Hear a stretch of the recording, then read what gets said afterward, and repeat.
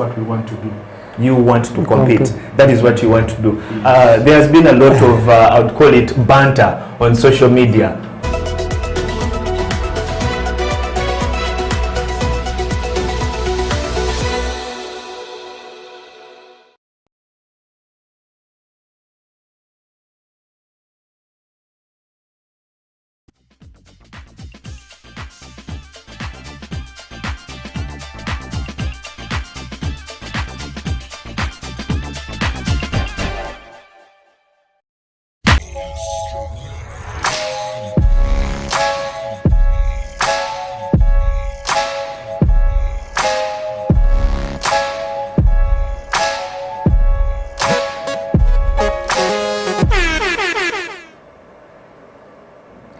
Good afternoon, ladies and gentlemen. It is the 3rd of April 2021. Welcome to the Slam Dunk Basketball Talk.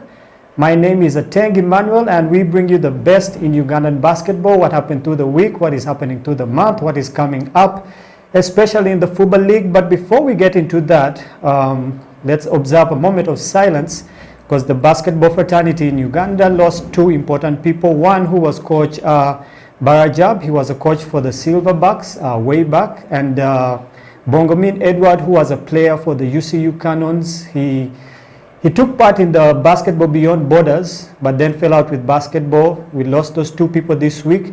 So let's observe a moment of silence for these two before we move on. May their souls rest in eternal peace. Welcome to the show. Like I said, my name is Emmanuel. I will be joined by Felix Upal a bit later. And we have a special guest in the house today, Mr. Nasser Sserunjogi, the FUBA president, who will be telling us what is happening with the new season that is coming up, because we really haven't played since the 2020 lockdown started. So we're going to pick his mind, ask him what is happening, what is new that is happening for the 2021 season. He will be here a little bit later, but a couple of things happened this week in basketball. We had a friendly happening between KIU Titans. Now, KIU Titans has signed a lot of players. They have been unveiling players for the past 2 weeks. Some players from out, some players from other teams, especially notable names like Stanley Mugera, who came in from Warriors basketball. And they had a friendly against the Nam Blazers. The Nam Blazers, who also have been on a recruiting spree. So two big heads in the basketball fraternity locked it head to head. But at the end of the day, the score was 64-55 in favor of the KIU Titans. Now, watching the game, one could say that the Nam Blazers lost because everyone wanted to score. Being a new team, the chemistry really wasn't there, and everyone was trying to score to impress. Maybe that was one thing. But if you watch the game, I believe that you were able to analyze exactly what happened. We also had a friendly between the KCCA Lions and City Oil, that one ending 89-80 in favor of the City Oilers. This game was held at Silver Springs. Now, KCC hasn't really been on a big recruiting spree, but they have some notable names in the basketball fraternity, especially Daniel Gaki, who comes in from the Warriors, because the Warriors basketball team has decided that they will not be taking part in the league, in the 2021 league. So Gaki moves from Warriors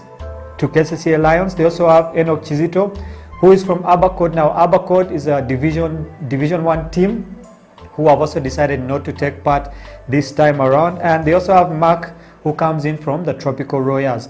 I believe those are good signings for them, for a team like KCC, especially because they have bigger men. They needed really guards who could control the tempo, control the flow of the game, and I believe that this will be a big boost for them. City Oilers, of course, losing their big man to the Nam Blazers. They have to regroup, they have to come back together, but their signing of Cesar Chizita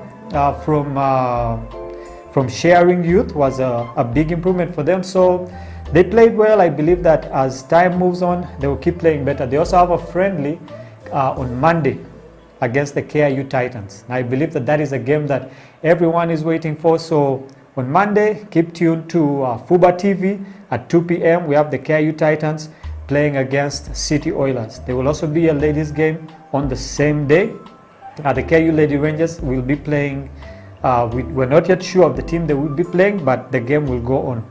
Other things that are happening this week, we had a friendly between Angels basketball team and Miracle Eagles. That is an NBL team facing off a lower division team.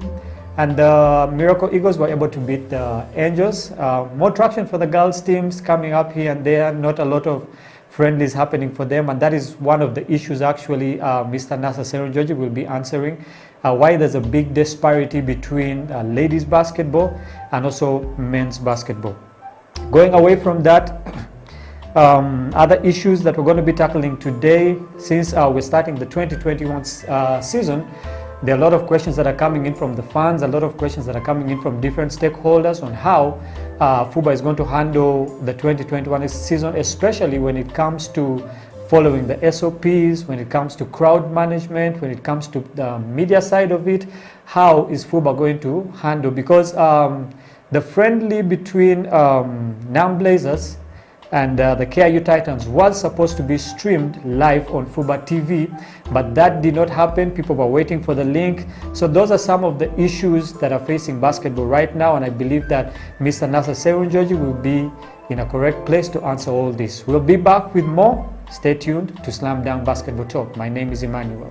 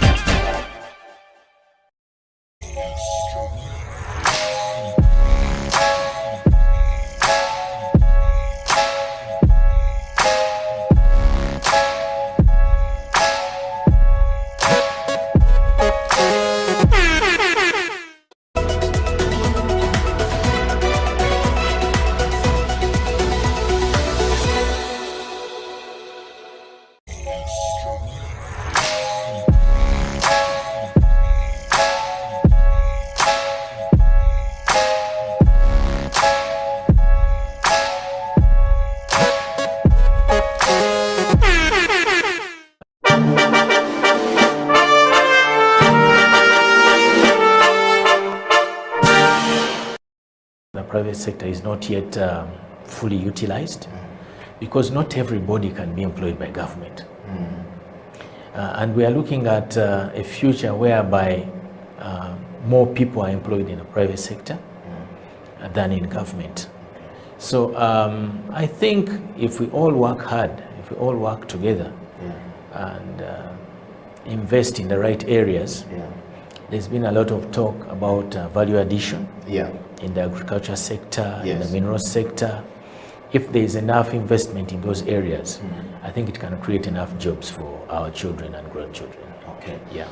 I just want to take you to question number 4, Andrew, which is, let's talk about your journey at City Hall and the foray into the Executive Director's office.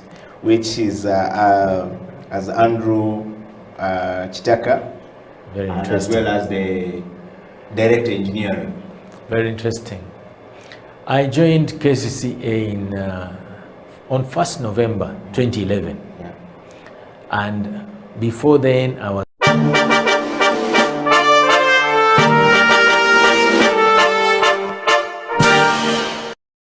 for so much. Yes. CEO of whatever. Yes. They give so much This is the reason why you're actually on the bench. because of my credibility. Thank you so much. But now they attack you, they vilify you, Yes. and the goal Yes. is to weaken you financially. Yes. Is to weaken your owner. Yes. These are slanderers. Yeah. So I'm glad that someone would stay up at night Yes. to ask and learn about me. Yeah.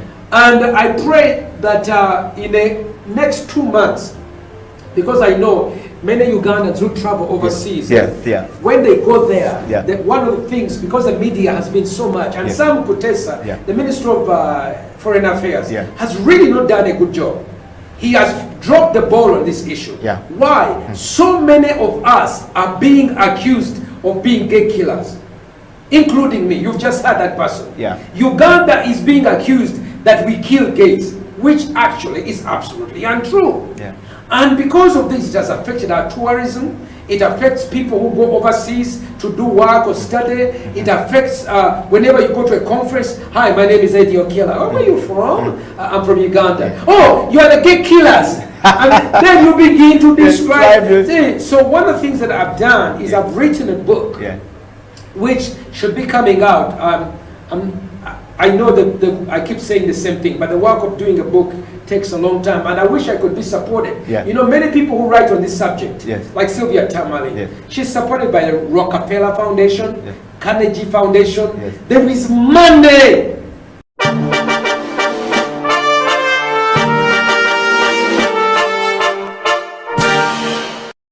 Is a very big brand, and as we go on, we will probably discuss the things we're trying to do to see that things change for the better.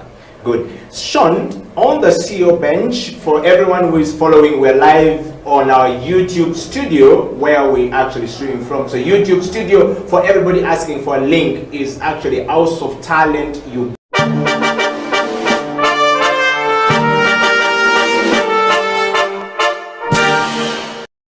Confident in themselves and what they are offering. Yes. I think that's the biggest problem. Like, women will easily settle for a less pay than men would. Okay. Yeah. Mona Onyeto Deke goes on to say, I think this is a comment, says, I didn't know that beauty products are taxed at 60%. Whoa. They are. I pray that changes soon, but they are. Okay. So Yeah. with that challenge of 60%,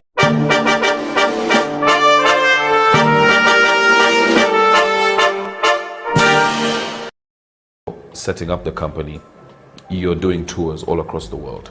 A personal account is great, but how these things are taxed becomes important for your business later on. As soon as you cross that threshold of 50 million a year, you're now in the a interest become more shares. Yes.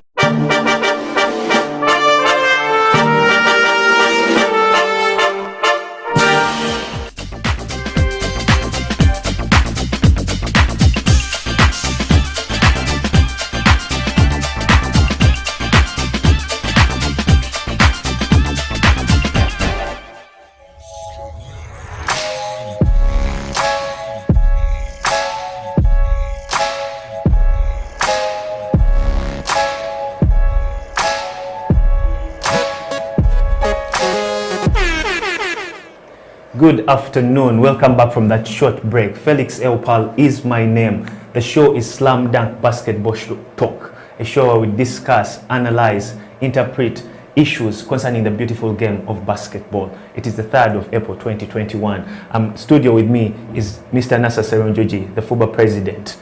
Nasser, welcome to the show.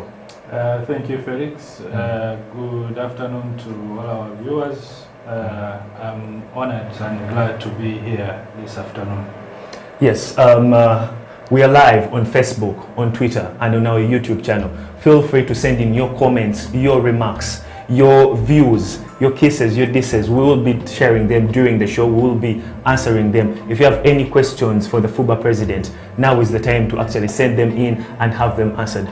Emmanuel Oteng, thank you for starting the show. It has been quite a week of news that has not been good in basketball circles. Yeah. Coach Omar Barajab, unfortunately, is no longer with us. And also during the middle of the week, we also received some unfortunate news of former UCU Cannons player, Edward Bongomin, who passed away. Yeah. In fact, I've just gotten confirmation now that there will be a vigil in Tinda later this evening, and before the body is transported to Gulu for burial on Monday.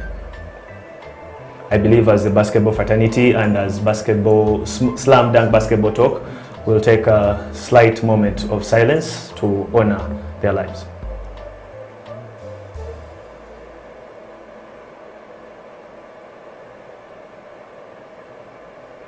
Thank you for that. May their souls rest in peace. Amen. Yeah. Nasser, so yesterday, after a very long time of the fans not actually having any basketball to watch, finally they had something to actually give them a smile in terms of basketball returning to its competitive levels. The friendly with the Namongo Blazers, the new big spenders in the league, as we'd like to call them. They've been on a shopping spree, and yes, the game ended in KIU Titans' favor, 64-55. In my view, from where I was watching from, so many misses from both sides. Both teams were not actually rebounding that well. Is it a fact that your team has not yet gelled enough, or it could be other factors? I wouldn't say that it is only KIU Titans, but generally, if you watch the game, generally the players rusty. You could easily tell that they haven't played competitive basketball in a while.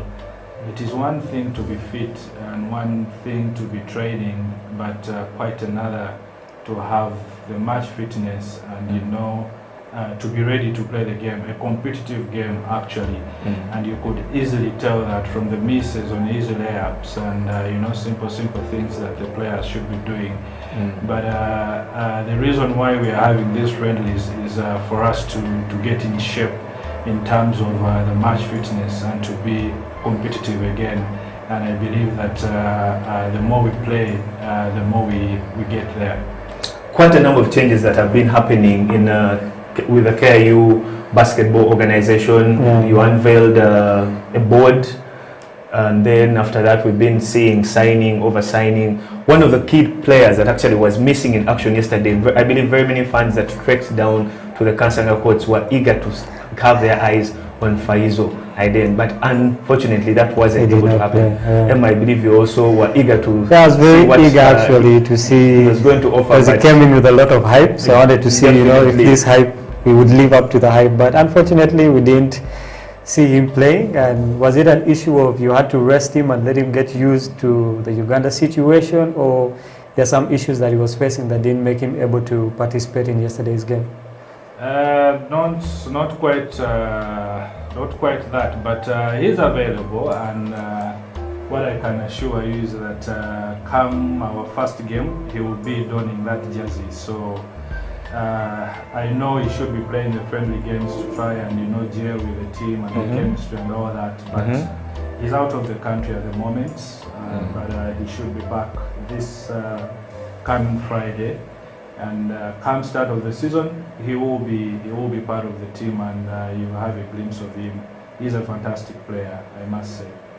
I also saw another addition to your squad who we have not seen unveiled, Moses Okera on the touchline, helping out Brian Wathum. So is it confirmed that now Moses Okera is the assistant coach to Brian Wathum, or he was just assisting out during the friendly yesterday? No, Moses Okera is the assistant coach to Brian Wathum. He was confirmed, I think, 2 days before yesterday. So he's going to be part of our technical staff, and he will be assisting on Brian Wathum from the KIU Titans. Okay. So at the moment, you believe that this is a Titans team that actually can dethrone the Oilers after 7 years of having one champion? One game at a time. We take it one step at a time. We can't say that we are ready to dethrone City Oilers, but all I can say is that we shall be competitive. We shall compete, and that's all that we need for us to go in there, compete with the best, which is Oilers, Blazers, Power, whoever is there. We want to compete. That's what we want to do. You want to compete. That is what you want to do. There's been a lot of, I would call it banter on social media when KIU is always unveiling players. Just last week, we hosted Franklin Kaheru, who is the publicist of the Titans and the Rangers. And one of the questions that we posed to him was the issue of KIU actually bringing back the players that had actually left the team or whose contracts had not been renewed. Give us more insight and clarity on that particular matter, because most of the banter online was KIU is actually now just having egg on face. It's bringing back its old guys because it has realized it's going to be hot in there. Yeah, other people were saying, you know, there's a very big pool of talent you could have actually gone from. That was also another argument. There are lots of talented players out there, but then you had to oversee them as KIU, a basketball organization, and then go back to the players that you parted ways with. As I said, that this year we want to compete. We want to compete with the best, and for us it was very easy to bring back those players who had played with us before, and these are players who had played together. So it was very easy. You don't need to say that they need to gel or chemistry or something like that, because all these players, they've played together before, they know the philosophy, they know the team, they know all the plays. So for us, it was going to be very easy. So that's why we didn't opt for totally new faces, but we thought that if these players are available to return, then we'd rather, you know, go back to that and have them to be part of the team. Okay. Talking about these friendlies that are happening, just as we speak at the moment, there's a game supposed to be happening that is KIU Titans up against JKL. Okay. Yeah, it is going on as we speak, if the weather has actually allowed it to go on. But according to the FUBA calendar that was released by the FUBA General Secretary, Mr. Hudson Segamwenge, it indicated that there was supposed to be a JKL tournament. Now that tournament did not happen, and word coming in is that JKL's management is not very comfortable with what happened, and they're arguing that KIU was able to host a friendly. It's hosting another 2 games today and host a game on Monday. However, the JKL tournament was not given the green light to go on. Why was that so? Yeah, you see, we have to be very clear here, and a tournament is different from a friendly game, okay? If you have a friendly game with any team, you don't have to request for permission. It is just a friendly game. But in our rules and regulations, if you're hosting a tournament, we have conditions that you must fulfill if you're hosting a tournament. There are even fees payable to FUBA in order for you to be able to host that tournament. Because we shall give equipment, we give you officials and referees and all that, and there's a certain fee that you're supposed to pay. So there are those conditions that you must fulfill before the Competitions Council gives you a clearance to host that tournament. JKL requested officially from FUBA. Okay. The Competitions Council responded to their request, and they said your tournament shall be cleared on these conditions. Please make sure you have ABCD in place, then you'll be cleared. They did get back to Competitions Council on whether they had fulfilled those conditions. Those particular all that we saw was a fixture for a weekend. I think it was Saturday and Sunday. Yes, it was a 2-day tournament, meant to be a 2-day tournament. 8 teams that were going to play there in that tournament. So, without fulfilling the conditions, there is no way they were going to be allowed to host this tournament. But I'm told eventually they went ahead and played their games anyway. I'm not so sure about that, but I heard from sources that they went ahead and played their games without being cleared by the federation. If it is a one-off, one friendly game, you don't need permission. You can organize your friendly game. Teams have always been playing friendly games. It is not only KIU that is playing. Yes. You had yesterday KCCA played City Oil, Angels came and played Rangers, I saw Miracle playing Angels, and all teams are playing friendly games to try and get in shape, and no one is stopping them. But if it is a tournament that is going to attract more teams, then you need permission and clearance. Well, one of the JKL officials who requested for anonymity clearly indicated to me that as JKL basketball organization, they had every single requirement needed, including one of the things that he told me is that they even had their own clocks, Felix, which they brought in. Ask them, when the competitions council wrote to them, telling them to fulfill certain conditions, did they ever write back and say, okay, we have fulfilled ABCD, can you give us a green light? You ask them to show you that. That is definitely a question which I'm going to pose to the JKL organization, and I believe they're actually live, they are watching, so definitely JKL management, feel free to put there your comment. The JKL as an organization actually fulfill the requirements that were stipulated by FUBA, yes or no? Yeah. Going on to basketball actually resuming and the issue of following the SOPs. This morning I've just been on phone with Mr. Ambrose Tashobia, the patron of Warriors basketball team. And in his view and in his words, he believes that the way the federation is handling the SOPs is not to their satisfaction and will most likely put his players and the players of Warriors basketball organization at risk. And that is one of the key reasons that he is citing for Warriors basketball club to actually be taking a step back as they assess the process before they can give official communication to the federation. Yesterday, we were definitely watching the friendly. Clearly, there was no spacing. There was the temperature gun at the gate requesting for a mask, but definitely when the game started, that was all not considered. It was all history. What is your take on that particular matter?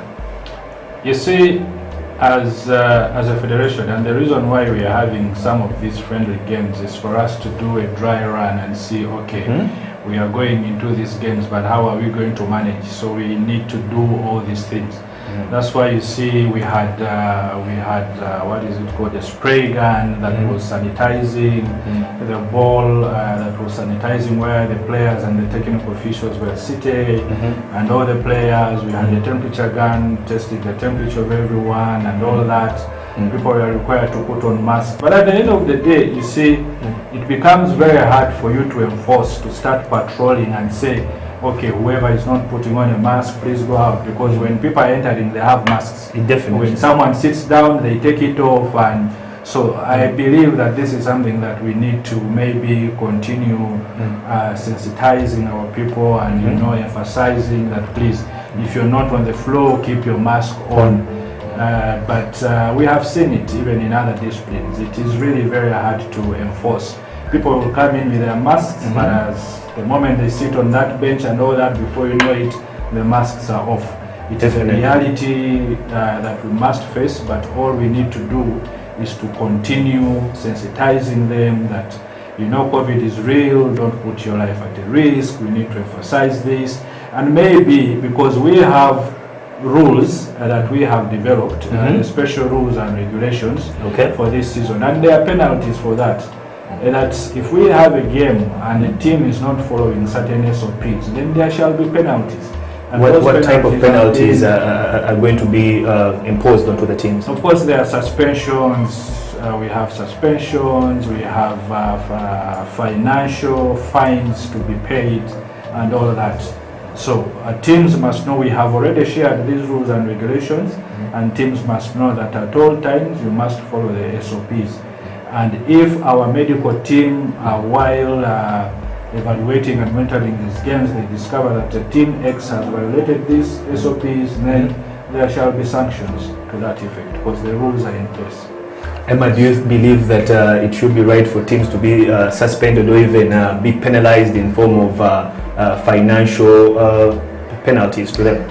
Yeah, I believe it's actually a good thing, because if you just leave it laissez-faire, okay, it will cause a very big problem. We already coming from the lockdown, COVID is still on, so we don't want to put teams in a situation whereby they can do what they want to do. Okay, there should be certain regulations that are to be followed, suspensions, financial payments here and there, and I believe with that most of the teams will keep streamlined. But the only issue I'm having is, Mr. President, when the games begin, we're using the outdoor courts, UCU, KIU, then the Makerere courts for the lower divisions. Okay, and it's one thing imposing these regulations on the teams that are going to play, but how are we dealing with the crowd? Because we're dealing with crowds that are coming from the university, okay, and these people have a right to be on those premises. So are we going to be in a situation whereby we are allowing a certain number of fans to be there, or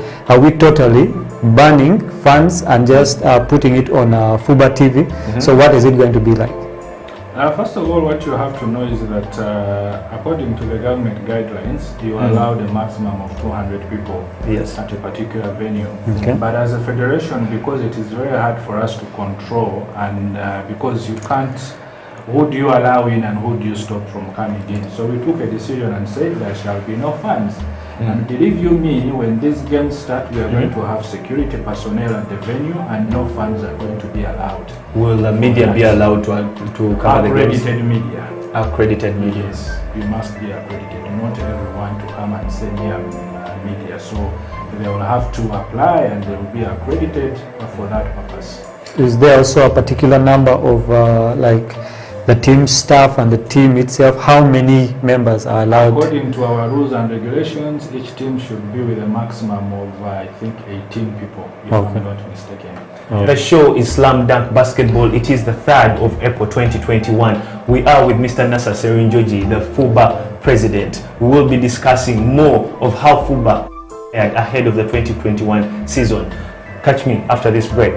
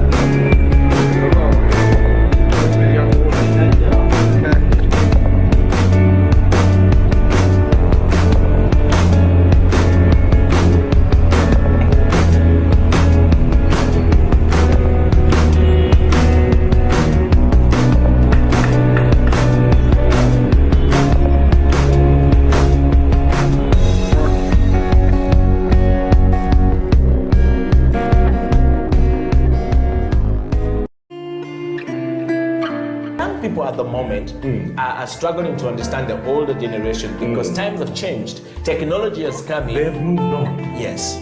We're the ones sitting back and wondering, what is my child on to? TikTok has surpassed WhatsApp. The other one I call, I never call it Facebook, it's Bookface. Why are you on Bookface?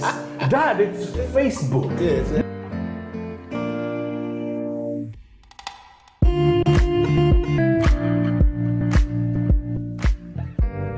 Me, I keep saying, I have a foot amongst the millennials. Yeah. I understand the traditionalists. Okay. There's a song in the 60s, by the way, and in the 90s, 70s, where they're like, parents don't understand. Yes. Yeah, remember Prince? Yes.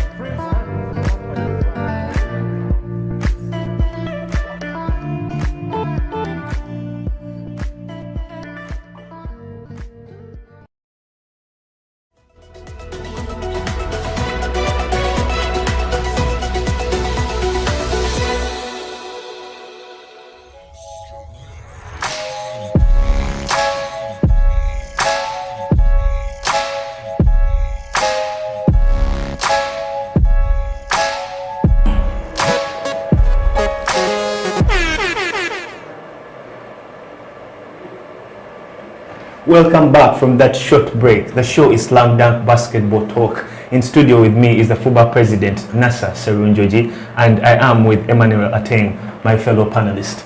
We were discussing the issues concerning the start of the 2021 basketball season, which is meant to start on April 17th. Before, 2 weeks back, we had a simple joke here with Emma, and Emma was actually very sure that the league is not going to kick off on April 2nd. And I remember he was saying, Felix, this always happens when FUBA puts out a fixture. The date that they put out is always a date that they never follow. And indeed, April 2nd, the league was not able to kick off. Yep. What are some of the reasons that leads to this? And it has been happening synonymously for the past seasons. Basically, the major issue is about our teams themselves. And I'll tell you, by 2nd of April, we had quite a number of teams that had not fulfilled the registration requirements. Oh, okay. So I think that is something that we must insist on. Okay. And probably start penalizing these teams because we have been too soft, I think, for a very long time on them. You put a date, you say this is the deadline for registration. And there are so many other things that you must do to follow up with your registration. Then you find a team that only gives you a team list. For them, they believe that registration is all about submitting your team list. Yes, there are so many other requirements that you're supposed to fulfill during that period. So a league cannot start when the teams have actually not fulfilled all the registration requirements. That's usually one of the biggest issues that we face. Okay. Because in order for you to come up with that fixture, you must make sure that all the teams have fulfilled the registration requirements.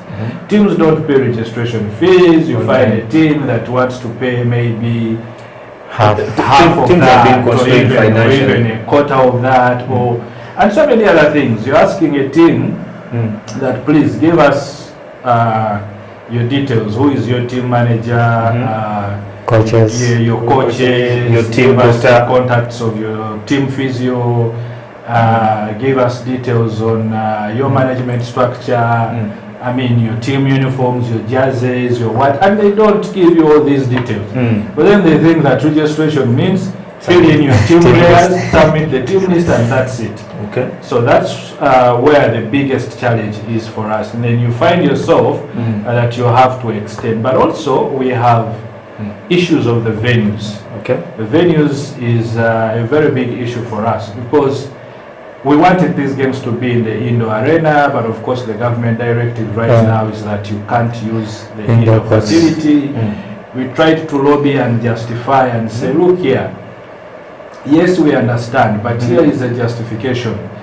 If, for example, the MTN Arena can accommodate over 1,000 people, yes. Now, if you have two teams playing, let me say one game the maximum you're going to have there is about 50, 60 people. If you add media and all other people, you cannot have more than 100 people. So in a facility that can accommodate more than 1,000. So if I have 100 people in there, I believe there's enough social distancing and all that. And also, everyone who is accessing that facility, they have been tested. They have their negative PCR. Because from the media to the technical to players, everyone must have a negative PCR. So for us, our argument is, where is the danger here?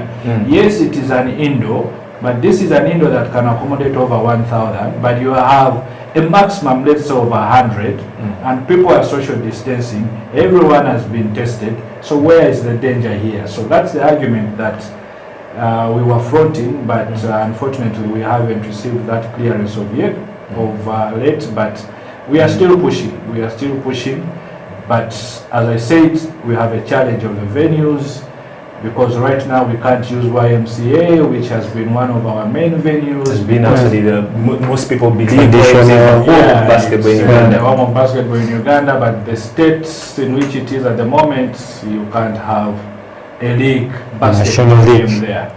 So that's why we opted for KIU and UCU and main ground for lower division.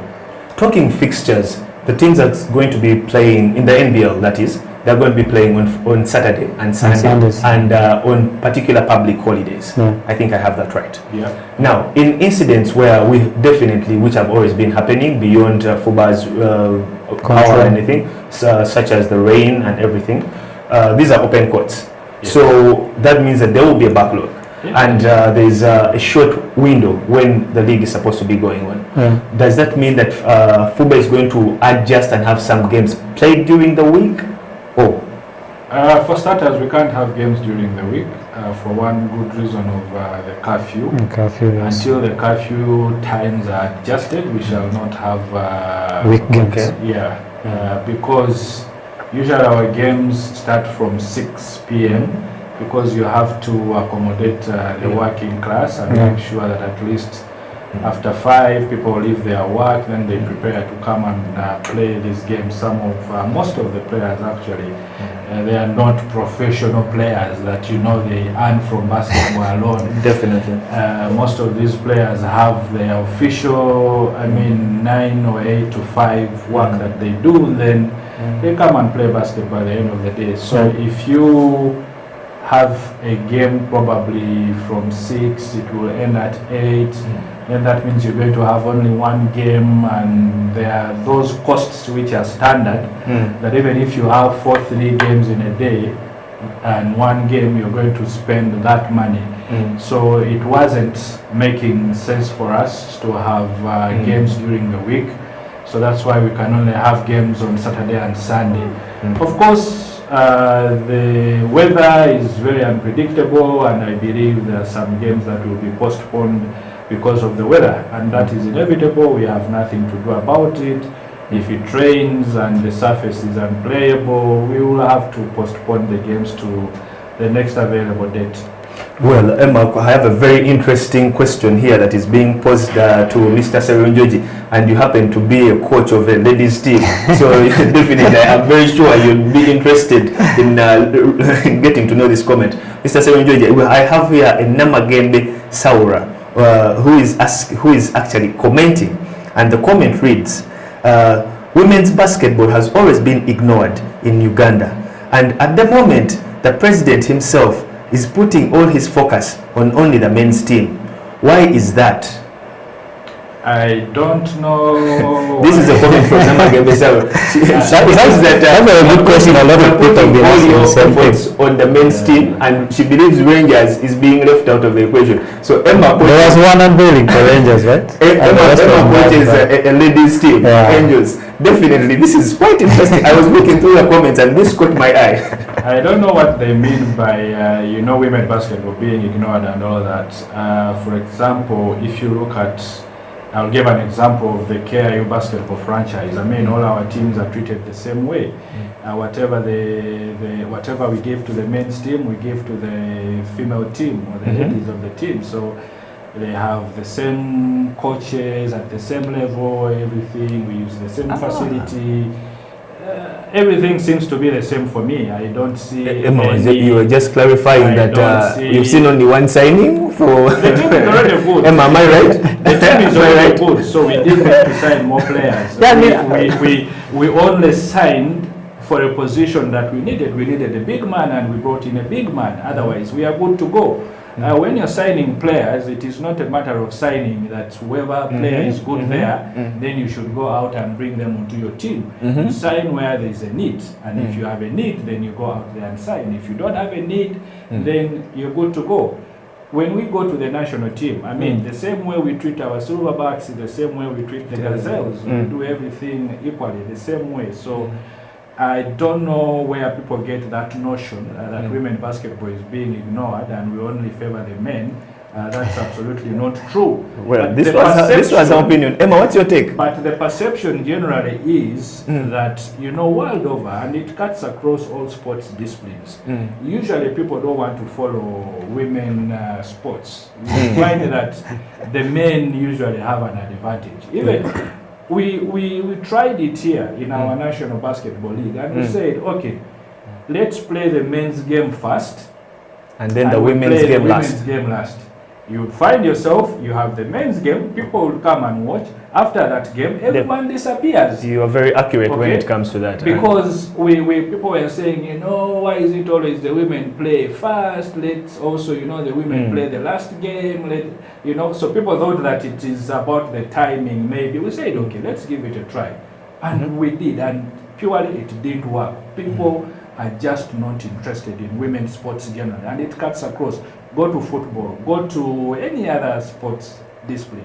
You can even see the discrepancy when it comes to the WNBA. But I think, like you said, people are really not that much interested in ladies. But there's a time I was going to the YMCA and I found people walking away. So I thought, okay, games are cancelled or something. I asked them what's happening. They say, there's a ladies game going on. And when I got into there, it was almost empty. Yeah, so I think it would start with marketing the game. Okay, the men's game is, I can't say that well marketed, but at least we are somewhere. Okay, give you an example of KIU. Let's say all these signings, you know, more traction is going towards the men's side. I mean, even the ladies, you could have done some marketing gig and, you know, hype them up and, you know, put them up there, or as much as you treat them the same. Okay, so it goes to the media, the team itself, FUBA as an organization. We really need to find a way of marketing women's basketball, because I believe that there are a lot of fans, women especially, okay, that is who can actually boost the number of fans that basketball has. And also you have to look at it on the other side. The more marketing we have for female basketball, the more men we shall attract. Okay, so the men's side, the marketing does itself. You're having people dunking, crossovers, the marketing takes care of itself. There's more excitement. Yeah, there's more excitement. So I think we need to find a way, the ladies teams, FUBA as an organization, the media, okay, of actually hyping up the ladies basketball, because it needs to get there. Okay, talking about the gazelles, we haven't heard anything about the gazelles in a while, despite us not having any tournaments for the ladies. I still believe that, you know, there should be a float. We should be able to hear something that is happening with the gazelles. But now it's only silverbacks. I don't believe in the past year or two we have heard anything about the gazelles. Okay, Claire Lamuni is in the country. I mean, use such a player to go out there and promote the game, okay, and brand it as the Gazelles of Uganda, okay. That gives a lot of traction to the ladies basketball, okay. I think we're really missing that, and me being a coach, we do as much as we can, okay, but we still need also help. You need a helping hand. Yes, we need a helping hand in that. Let me tell you, for me the starting point should actually be the women themselves. The women themselves should be able to support their fellow women. Let me tell you, last year we introduced something new. I think it was on Wednesdays and a few Fridays, where the women were, you know, they're supposed to enter for free. Yes, for ladies' free, night. I remember that's what it was branded as. So I was saying, women for free, you don't have to pay. We even took it to a few Fridays here and there, but still they will not come and watch the game. Their fellow ladies yes. play. You see, you put a game and you see even women walking out when the women game is going on, because after watching the men's game, and you see them walking out and they don't even, you know, they are not interested in watching. So for me, that should be the starting point. Okay.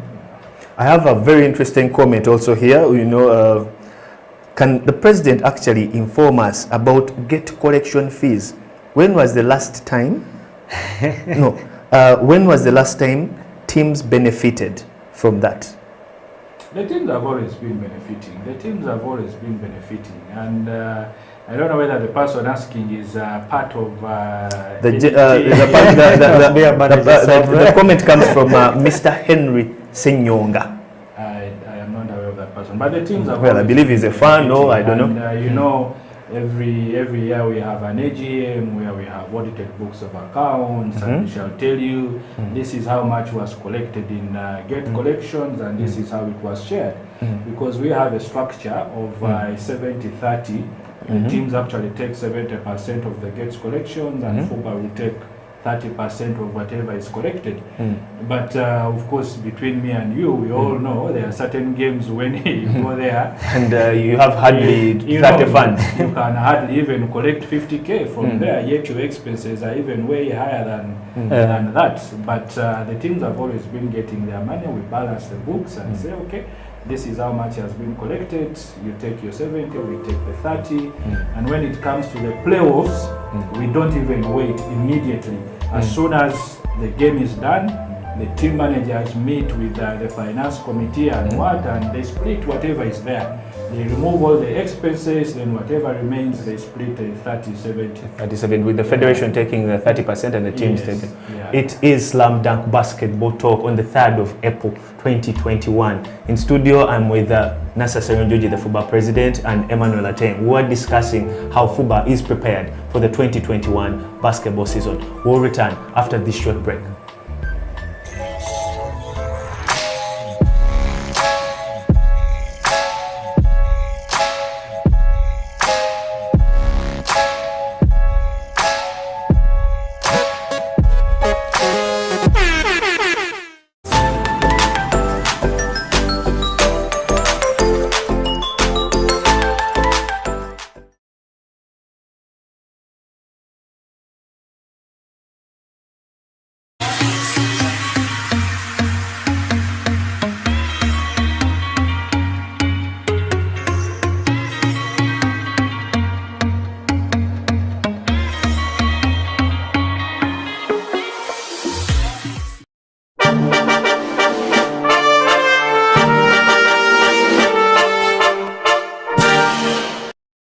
Private sector is not yet fully utilized because not everybody can be employed by government.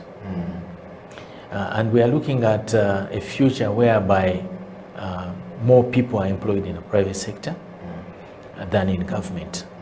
So I think if we all work hard, if we all work together and invest in the right areas, there's been a lot of talk about value addition in the agriculture sector, in the mineral sector. If there is enough investment in those areas, I think it can create enough jobs for our children and grandchildren. Okay. Yeah. I just want to take you to question number 4, Andrew, which is, let's talk about your journey at City Hall and the foray into the Executive Director's office, which is as Andrew Chitaka, Very and interesting. as well as the Director Engineering. Very interesting. I joined KCCA on 1st November 2011. And before then, I was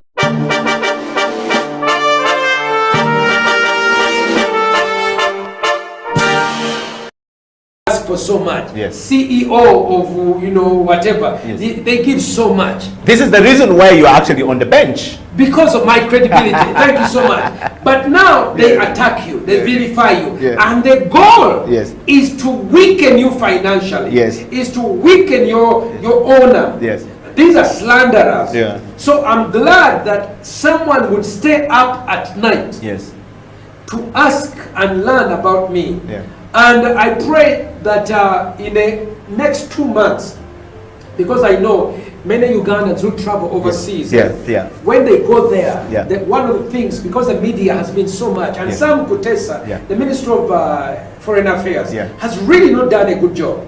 He has dropped the ball on this issue. Why? So many of us are being accused of being gay killers, including me. You've just heard that person. Uganda is being accused that we kill gays, which actually is absolutely untrue. And because of this, it has affected our tourism. It affects people who go overseas to do work or study. It affects whenever you go to a conference. Hi, my name is Eddie Okiela. Where are you from? I'm from Uganda. Oh, you are the gay killers. And then you begin to describe. So one of the things that I've done is I've written a book, which should be coming out.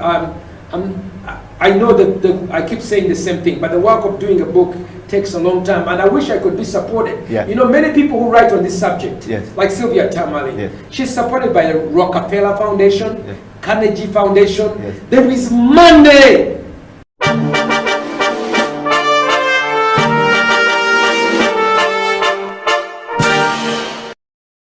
Is a very big brand, and as we go on, we will probably discuss the things we're trying to do to see that things change for the better.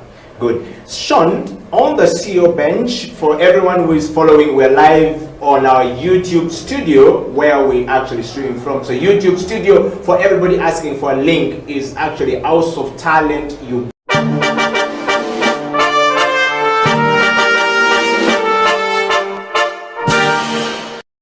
Confident in themselves and what they are offering. I think that's the biggest problem. Like, women will easily settle for a less pay than men would. Mona Onyetodeke goes on to say, I think this is a comment, says, I didn't know that beauty products are taxed at 60%. Whoa. They are. I pray that changes soon, but they are. So with that challenge of 60%,